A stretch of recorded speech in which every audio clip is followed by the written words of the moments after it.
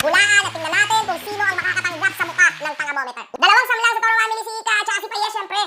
Kung saan mga boss, literal, nanamataan talaga ni Mama Marie. Na merong puntae sa pundo mo. Sa panty. Nakakadiri mga boss. Yung pamanding mga ganun, ang baho nun, man. Ibig sabihin tulad yan ang sabi ni Paya, discharge daw. Okay lang kinagban sa'yo mga panty ninyo. Ay! Alam mo, totally malinis. Wala ka bahid-bahid ng kahit anong lumabas sa pekpek mo. Tapos, marurumi nila kung saan ipapakita yung mga punjo ng mga putang ilang shorts panty.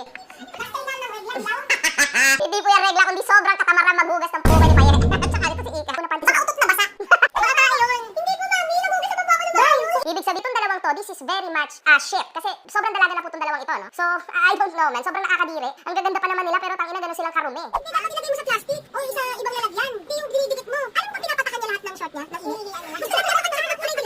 Iba ang way noon at ngayon. Pero matuto kayong maglaba ng panty nyo, ng tagos nyo. Nagiging weekly routine na namin yung magbawas ng yaman sa SNR. Fuck you! Nagbabawas daw siya ng yaman sa SNR. Putang ina.